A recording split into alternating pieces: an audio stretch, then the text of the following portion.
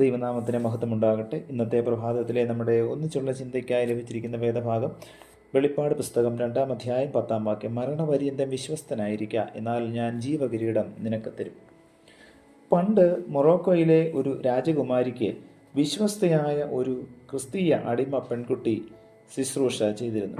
ദിവസം തോറുമുള്ള ഇവളുടെ പ്രാർത്ഥന രാജകുമാരിയെ വളരെയേറെ സ്പർശിച്ചതിനാൽ ക്രിസ്തീയ വിശ്വാസത്തെക്കുറിച്ച് അറിയുവാൻ രാജകുമാരിക്ക് വളരെ ആഗ്രഹം തോന്നി.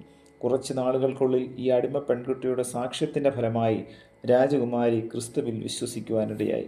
അതോടെ അവൾക്ക് വലിയ സമാധാനവും സന്തോഷവും ഹൃദയത്തിൽ അനുഭവപ്പെട്ടു. ഇസ്ലാം മതവിശ്വാസിയായിരുന്നു ഈ രാജകുമാരി. എല്ലാവരോടും അവൾ യേശുവിനെക്കുറിച്ച് പറഞ്ഞു. ഇതിൻ്റെ ശിക്ഷ എന്തായിരിക്കും എന്നവൾക്ക് നന്നായിട്ട് അറിയാമായിരുന്നു. ഈ വിശ്വാസം ത്യജിച്ചു കളയുവാനായി അവളെ അവളുടെ കുടുംബാംഗങ്ങളെല്ലാം വളരെയധികം പ്രേരിപ്പിച്ചു. പക്ഷേ യാതൊരു ഫലവും ഉണ്ടായില്ല.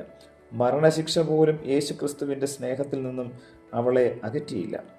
പിന്നെയോ ഈ പരിശോധനകളെല്ലാം ഒന്നുകൂടെ അവളെ വിശ്വാസത്തിൽ ഉറപ്പിക്കുകയാണ് ചെയ്തത്. ഈ വിവരം സുൽത്താൻ്റെ ചെവിയിലുമെത്തി.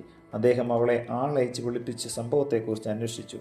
നീ ഒരു ക്രിസ്ത്യാനിയോ എന്ന് ചോദിച്ചതിന് അതെ, ഞാൻ എൻ്റെ ജീവിതാവസാനം വരെ അങ്ങനെയായിരിക്കും എന്ന് കൂസലില്ലാതെ അവൾ മറുപടി പറഞ്ഞു. ഈ ഉത്തരം കേട്ട് സ്തബ്ധനായ അദ്ദേഹം അവളെ ഭീഷണിപ്പെടുത്തി. നിന്നെ ഞാൻ വധശിക്ഷയ്ക്ക് വിധിക്കും. എനിക്ക് മരണത്തെ തെല്ലും ഭയമില്ല.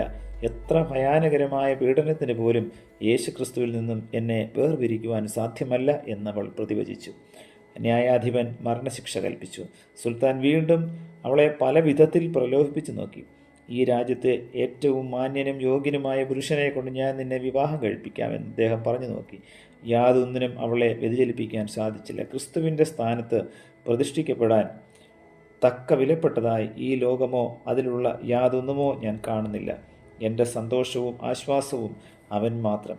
ആഗ്രഹിക്കാത്ത ഒരു വിവാഹത്തേക്കാൾ എത്ര വലിയതാണ് യേശുവിന് വേണ്ടി സന്തോഷത്തോടെ മരിക്കുന്നത്. അവളുടെ ഈ മറുപടി കേട്ട ഉടൻ തന്നെ അവൾ വധിക്കപ്പെട്ടു. അവളുടെ ആത്മാവ് പ്രിയരക്ഷകനായ യേശുവിനോട് ചേർന്ന്. പ്രിയമുള്ളവരെ, എൻ്റെയും നിങ്ങളുടെയും ക്രിസ്തീയ വിശ്വാസം മറ്റുള്ളവരെ സ്വാധീനിക്കുവാനായി പ്രാപ്തമാണോ? ഒരു നിമിഷം നമുക്ക് സ്വയം ചിന്തിക്കാം.